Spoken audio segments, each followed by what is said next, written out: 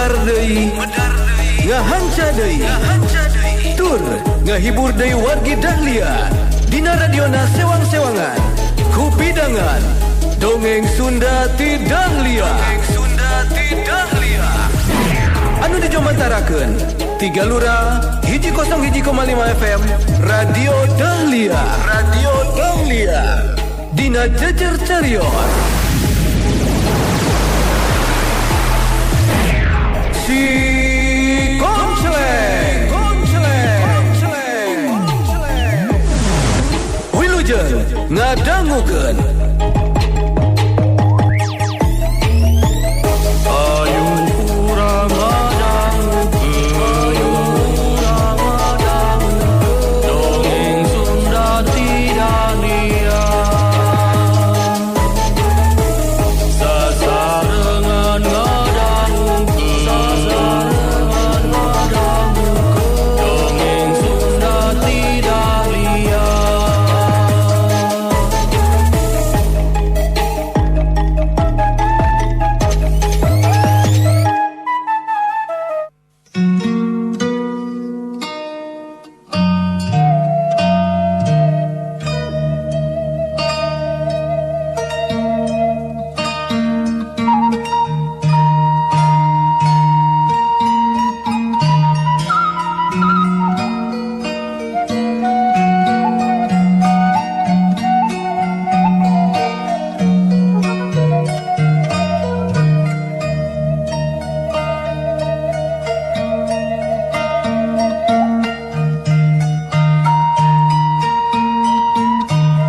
Wargi Dahlia, upami telepati kamari dua anggota jejer benteng pantos adu haripan sareng si Bujang Sancang sejatarung. Urang lajengkeun serial si Konceleng lawang saketeng karya Bagus Resmati.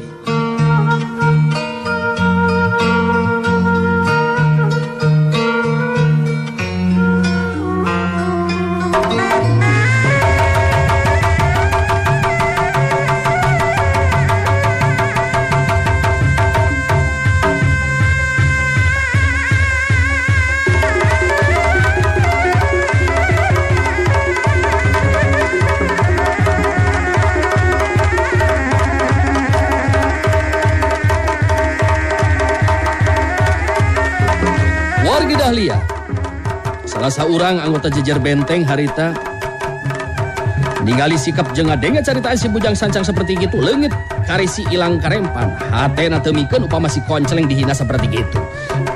Cileng meh bareng duanana harita laluncatan ke lebah lahan anu lega. Ningali kayaan seperti gitu si Bujang Sancang seuri bari ngareret ka Umay. Terus nyarita.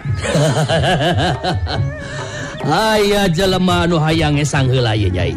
Sok sing jongjon be ngahu apa ieu nama.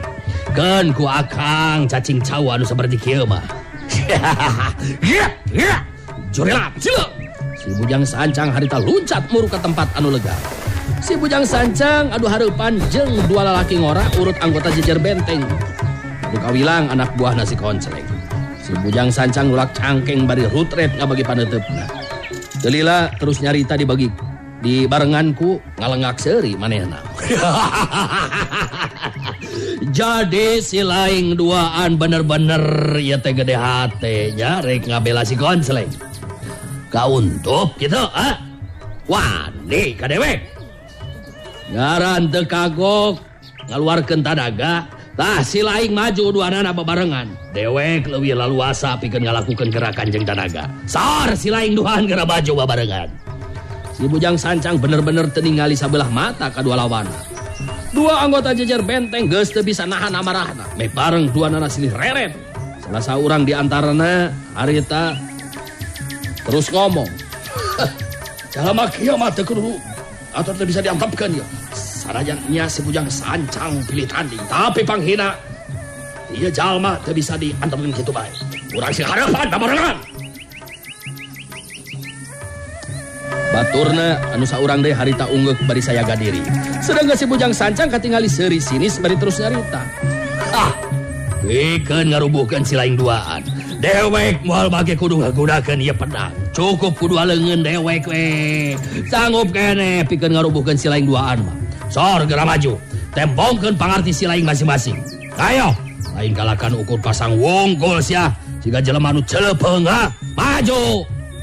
Dua anggota jajar benteng dina waktu katukang harita bebarengan milu ngalawan company. Harita geus teu bisa nahan deui muncakna amarah. Meh bareng dua dana tinggal leroy.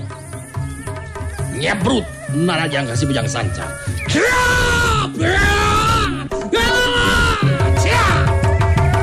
Soalnya, jeng. Wanana pada matakeun panarajang silih susu. Si bujang sancang dina hal ajen tapan pangartina memang jauh di saluhureun dua lawan. Sanajan teu ngagunakeun pedangna, tapi anu jadi lawan teu mampu bisa ngasupkeun panarajang sangkan keuna kana sasaran. Sebrut, bos. Sababaraha kali panarajang ti lawan si bujang sancang teu bisa keuna kana sasaran. Malah dina hiji kasempetan anu hade si bujang sancang bisa ngasupkeun panarajang balesan anu mangrupat ajongan jeung tonjokan keuna kana anggota badan salah saurang lawan. Das.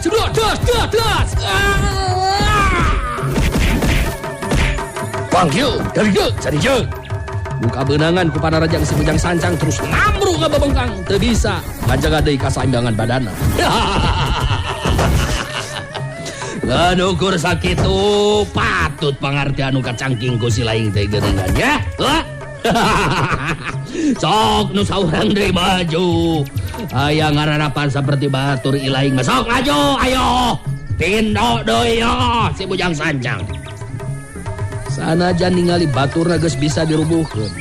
Tapi anak buah si Konceleng anu kungsi jadi anggota jejer benteng teu ngarasa saber hate si dina waktu harita sigana teh. Harita saya gadiri terus maju narajang kasih bujang sancang. Seru jelang.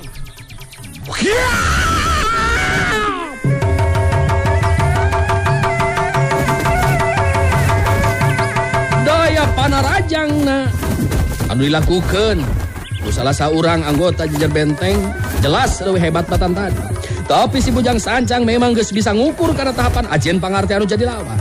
Harita dina tata gerak anu memang leuwih cepet batan anu jadi lawan panarajang ditujukeun ka si bujang sancang teu bisa keuna kana sasaran. Malah dina hiji kasempatan anu hade runtuyan panarajang ti si bujang sancang geus teu bisa dihalangan deui keuna kana anggota badan anu jadi lawan. Cebrot.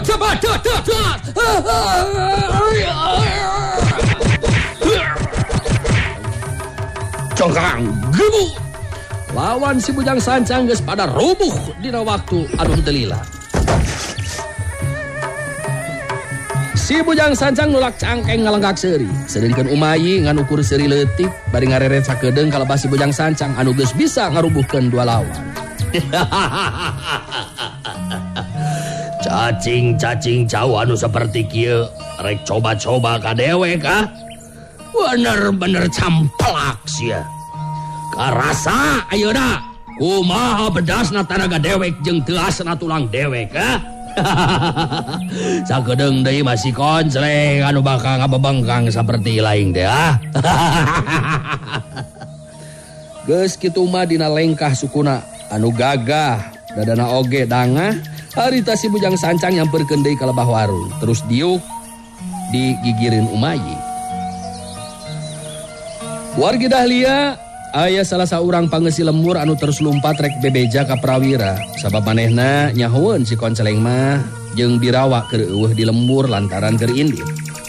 Sedengkeun harita Prawira ditepas imah keur gunter ngobrol jeung Amuna Wangsi katut Arumsari. Arumsari anu harita kadenge nyarita. Mi warang naon nya Ceul Laraswati teh ka Kang Konceleng. Mohon aya kapriyogian naon ka Kang Konceleng nepangan maasih mak paraji teh ya Kang. Prawira ngareret ka pamajikanana terus ngawalon. Ya duka teuing Kakang oge teu ngajelaskeun naon-naonna mah Arum. Ngan ari kitu teh mah teu matak aneh. Sabab Ceul Laraswati memang lila jeung maasih apaan dina waktu keur ngejat ninggalkeun Kang Konceleng teh. Moal kitu Ceul Laraswati teh karaos kandungan anak Kang. Tapi piraku udah paling oge neme 4 sasi. Jalan ayeuna teh panginten. Ya kitu bisa jadi eta teh Arum. Nya ari urusan kandungan mah da maasih anu leuwih pangalaman da puguh memang kitu pagaweanana jadi indung berang. Nya mudah-mudahan be atuh teu aya naon-naon Kang. Mari hida dinten teu oge urang bakal ngiring emutan panginten upami deuwikeun ka aya gangguan kana kandungan Celaraswati. Amun Wangsih kadenge harita milu mairan caritaan. Nya ari cek ambu mah upamanya aya naon-naon jeung kaayaan Nyai Laraswati tangtu jang konseleng oge bakal nyaritakeun anu sabenerna. Ku ayana kitu hidup untuk kudu salempang Nyai. Keur guntreng ngobrol kitu harita datang jalma anu lumpat bebeja ka Prawira teh ya. Tumali jeung si Bujang Sancang katut Umayi nananyakeun imahna si Konceleng. Asup ka jero imah katingali Prawira geus teu asing deui ka eta jalma. Harita terus nanya. Aya naon Kang Kumar? Dugikeun ka ngahegak kitu Kang. Sok linggih heula linggih. Prawira neuteup ka Komar anu kawilang leuwih kolot umurna batan Prawira. Komar diuk sila ngabagikeun paneutupna ka sakur anu aya di dinya. Kitu nate bari jeung masih keneh ngahegak da puguh lumpat. Aduh, ye. Akang dia memang lumpat ya setarikna. Sabab aya kajadian ye. Aya kajadian anu matak. Ngeunah katingalina. Aduh, itu teh ye. Tenangkeun heula Kang Komar. Cobi jelaskeun aya naon Kang? Aya kajadian naon maksud Kang Komar teh? Aduh. Ya. Iya teh aya jajaka anu ngaran si Bujang Sancang jeung saurang wanoja nananyakeun ieu Konceleng. Malah dina sikap anu sombong nyarita oge nganung panghinaan ya teh ye. Aduh. Dua batur Akang oge dirubuhkeun ku eta si Bujang Sancang. Keukeuh nananyakeun di mana si Konceleng. Aduh jelas lain jelema bager eta nu matak Akang buru-buru ka dieu teh ye. Aduh.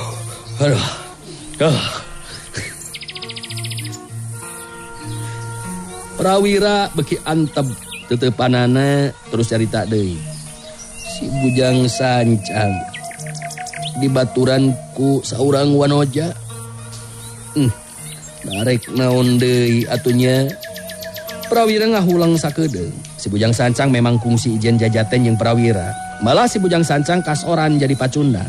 Ngan anu masih kene tanda tanya teh. Naon maksudna sarta saha wanoja anu babarengan jeung si Bujang Sancang. Kadenge harita Komar nyarita deui. Nyarita da mah. Rek ngobajak babatokna si Konceleng cenah-cenah kitu omonganna teh ye. Pokona mah sikapna sombong pisan ye. Akang oge panas ari hate mah. Kan Akang sadar yen si Bujang Sancang kawilang jago anu lain ibis-ibis pangartina. Dumatang Akang leuwih ade ngadatangan ka Haji Prawira. Nya ka dieu. Aduh, jelas eta jalma teh teu bisa diantepkeun ye. Aduh, namun ya nyangakeun eta mah ka Haji Prawira kumaha kedahna. Prawira ungut-ungutan bari ngupat dina jero hatena. Sigana bae si Bujang Sancang masih kene panasaran meureunana hayang males kanyeri ka Kang Konceleng. Dengan wanoja nu marengan tangtu lain wanoja biasa. Moal samata-mata si Bujang Sancang wani datang ka dieu upamah teu kauntuk ngandung harti ajen pangarti eta wanoja tangtu leuwih punyul tibatan si Bujang Sancang. Jelas aing kudu ngayakeun tindakan ieu mah. Prawira ngareret ka Arum Sari jeung Amuna Wangsih teu lila terus nyarita. Sakedap ambu oge Arum. Akang jeung Kang Komar bakal ningali heula eta jelema anu jelas-jelas ngahina pisan ka Kang Konceleng. Bet jadi panasaran naon maksud anu benerna eta jalma teh. Arum Sari neuteup antep kanu jadi salakina terus kedalisan. Kadi sing atos-atos Kang Prawira. Hati-hati Kang. Abdi teu miharep upama Kang Prawira dugikeun ka cilaka. Amuna Wangsih oge milu mairan caritaan. Ya mun bisa mah damai we anaking ulah nepikeun ka aya kaributan. Amun teu miharep kaributan sokomo upama diri hidup nepikeun ka cilaka. Abdi salaku pupuh lembur ambu. Komo ya jalma anu datang teh rek nyen tindakan keributan. Sajabana tinggal hina basa kakang konceleng wajar pama abdi ngayakeun tindakan. Bari nanyakeun maksud kadatanganana. Dikantun heula ayeuna mah. Geus kitu mah prawira dibarengan ku Komar terus indit tinggalkeun imahna. Sedengkeun si Bujang Sancang harita jeung Umayi masih keneh aya di warung teh. Si Bujang Sancang dodongkeun pedangna ka awewe kolot anu boga warung bari nyarita. Ya, kieu. Lamun jaah kana jiwa gancang tuduhkeun di mana imahna si Konceleng ha? Sok gancang tuduhkeun. Jeung ulah make menta dibayar sagala rupa anu geus didahar ku kuring. Kitu oge lamun masih kene butuh kusirah. Lamun embung ngagelenceng ninggalkeun awak tasirah teh. Gancang tuduhkeun di mana imahna si Konceleng. Da puguh geus sieun jeung gempeur kita tadi keneh. Harita nu boga warung teh terus nuduhkeun lebah. Di mana atau lebah-lebahna imahna si Konceleng. Sanggeus menang katerangan ngeunaan imahna si Konceleng, harita si Bujang Sancang jeung Umayi terus pada lumampah pikeun nuju ka imahna si Konceleng. Tapi tacan oge tepi ka tempat anu dituju, harita pasarandog jeung prawira anu rek ngadatangan si Bujang Sancang. Komar dititah mundur ka tukang ku prawira. Sedangkan si Bujang Sancang oge ngarandag eureun lengkahna, ngareret ka Umayi anu pancuh dina tangtunganana. Kadenge si Bujang Sancang nyarita. Umayi, ieu jelema teh murida si Konceleng. Ngaranna teh si Prawira. Nilik dina sikep jeung paroman beungeutna jelas meunang laporan beureunan ku ayana kadatangan urang dina waktu ayeuna.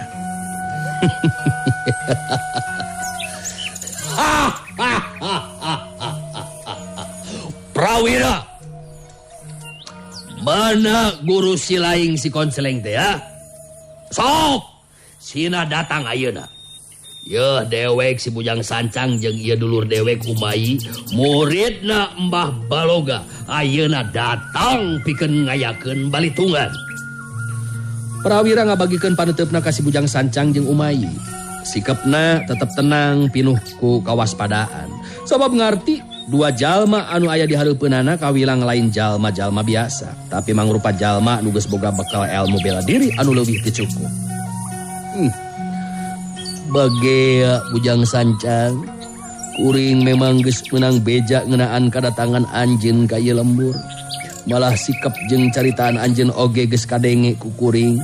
Mangrupa sikep anu jelas-jelas rek ngayakeun kaributan di ieu pilemburan. Kuring salaku pupuh ieu lembur wajib pikeun ngamankeunana. Jadi si laing teh pupuh ieu lembur nya.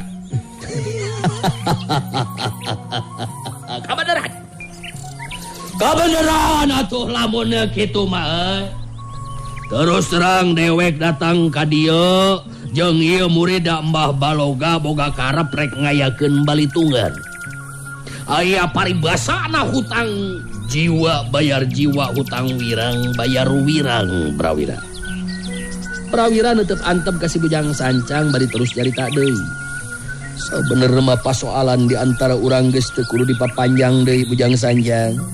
Sebab upama anjeun rek bela pati ka si Bujang Garang dulur anjeun eta salah.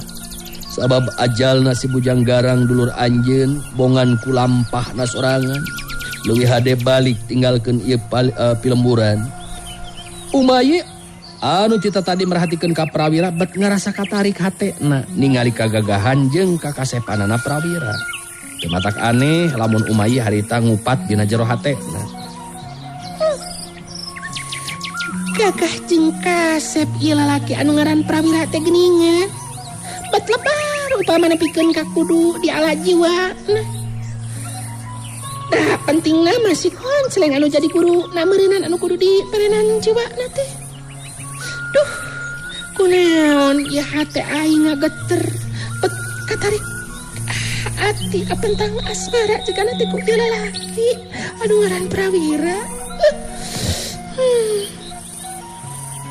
Itu di antara kaayaan hatena Umayyi dina waktu harita.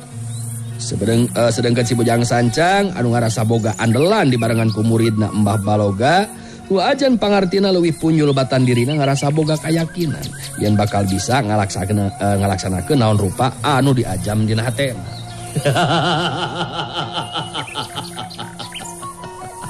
Prawira lain ngusir ka dewe katuh. Tapi sabalikna ku si laing ayeuna bawa ka dieu si Konceleng. Geus waktuna si Konceleng anu kudu ngababatang jadi bugang. Ti heula rumasa dewek eleh jajaten ka titih pangarti. Tapi ayeuna mah bagian dewek anu bakal aya di pihak anu unggul. Sok ayeuna bawa jagrakeun ka dieu guru si laing si Konceleng atawa nyingkah disisieun paeh mah euy. Sikap jeung caritaan si Bujang Sancang matak peureus kadengena kana ceuli Prawira. Tapi Prawira geus leuwih maju ka ayeunana. Henteu gampang teuing kaburu ku nafsu. Kitu teh mah lantaran nurutan anu jadi guru na nyata si Konceleng. Anu teu weleh tenang dina nyinghareupan kaayaan anu kumaha bae oge. Bujang Sancang sakali deui kuring nandeskeun salaku pupuhu ieu lembur. Kuring boga kewajiban pikeun ngajaga jeung ngariksa keamanan di ieu lemburan. Jadi leuwih hade anjeun duaan anu indit ninggalkeun ieu lembur. Pama boga maksud ngan sakadar rek nyeun kaributan nimbulkeun kaririweuhan mamening indit we ayeuna keneh. Umayyi anu teu tadi cicing jadi penasaran upama teu milu nyarita jeung negerakeun pamaksudan pangna datang ka dinya. Neuteup di barungan ku imut. Umayyi harita terus nyarita ditujukeun ka Prawira. Prawira, nu dianggap musuh utama nyata si Konceleng guru anjeun dina waktu ayeuna. Jadi ku ayeuna kitu henteu kudu dihalangan jeung dibela sanajan eta guru anjeun. Kuring muridna Mbah Baloga dulurna Kiramuk. Wajar upama ayeuna boga maksud hayang males ka nyeri ka jalma anu ngaran si Konceleng. Ngan kuring teu miharep upama kudu ribut jeung murid si Konceleng. Sabab anu diharepkeun ku kuring mah nyata balitungan jeung si Konceleng na. Kuring Umayyi geus aya ka diri pikeun ijen jajaten ngalawan si Konceleng. Prawira ngarenghap narik napas panjang. Paling hoream upama geus kudu nyinghareupan lawan awewe. Tapi Prawira oge sadar Umayyi mangrupa murid Mbah Baloga. Anu nilik dina ngaranna geus jelas mangrupa jago kolot anu geus masagi dina pangarti ilmu bela diri. Umayyi kuring sabenerna mah teu miharep ayeuna keributan. Pama ayeuna anjeun datang rek ngabela anu jadi dulur. Tur eta dulur teh aya di pihak anu salah. Tangtu anjeun bakal kabawa salah. Tapi lamun memang keukeuh rek ngabela anu salah nyata aya bayana. Kuring memang sakuduna ngabela diri jeung anu jadi guru. Kitu sikap jeung tekad kuring dina waktu ayeuna. Umayyi jadi beuki panasaran hatena. Salila dirina neuleuman ilmu ka Mbah Baloga anu jadi guruna. Memang acan aya pangalaman tarung ngalawan jalma anu ajen pangartina saimbang. Umayyi ngareret ka si Bujang Sancang terus nyarita. Kang Sancang, ieu anu ngaran Prawira bagian abdi kan?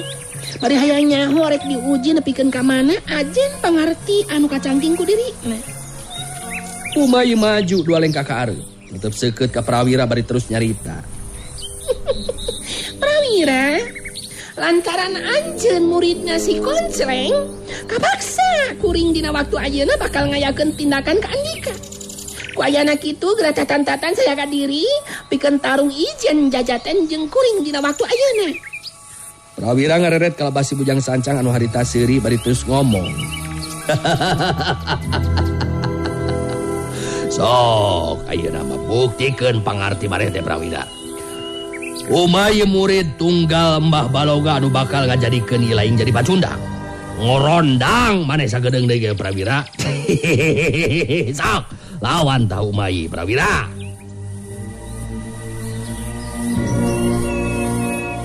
Prawira neuteub antep ka Umayyi terus kedah deui lisan. Kuring miharep sabener mah aya kajadian saperti kieu. Tapi anjeun nyata keukeuh rek ngabela dulur anu salah. Nya kuring teu bisa cicing upama rek aya nu nandasa jeung binasa. Kapaksa meurinan kuring oge bakal bela diri. Memang kudu gitu Hade. Nah Prawira.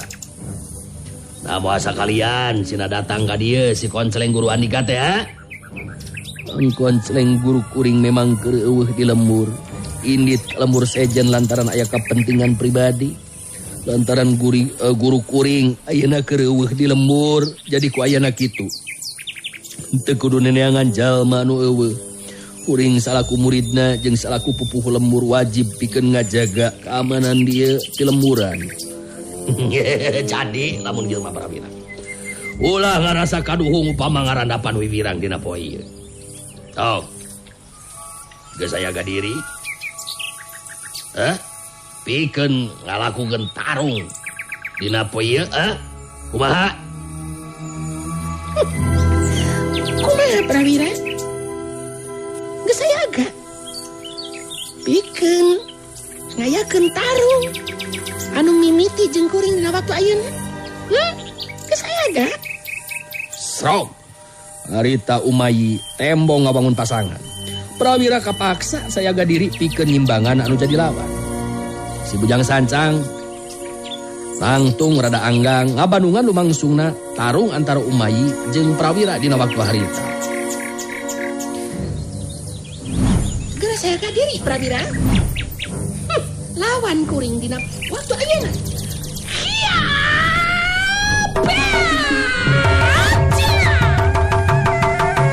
Sarela, silang.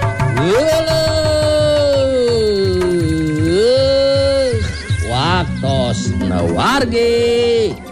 Parantos teh kapan dewai. Kedah diecagkeun deui ieu serial si konseling dinten ieu. Alah kalarasan bade tarung pisan tapi ningali waktos geuningan parantos mepet ketemu opat. Payahna nya kedah dipungkas deui. Insyaallah lah enjing urang lajengkeun kumaha salajengna tarung antara Prawira sareng Umayi. Atur sim kuring anu mancen tugas dinten dia kedah undur pamit hatur nuhun kana sadaya paratosan hapunten samudaya kelepatan wilujeng kantun permios. Assalamualaikum warahmatullahi wabarakatuh. Panteng radio Patang Dahlia enak-enak langgamnya Dahlia. Prung go goyang. Wargi Dahlia cag heula urang cageun heula dugi ka dieu dongeng Sunda ti Dahlia dina dinten ieu. Dina carios si Konceleng. Tong hilap ulah dugi ka kantun enjing patepang dangu deui dina acara sareng tempat anu sami mung di 101,5 FM Radio Dahlia. Wilujeng kantun permios.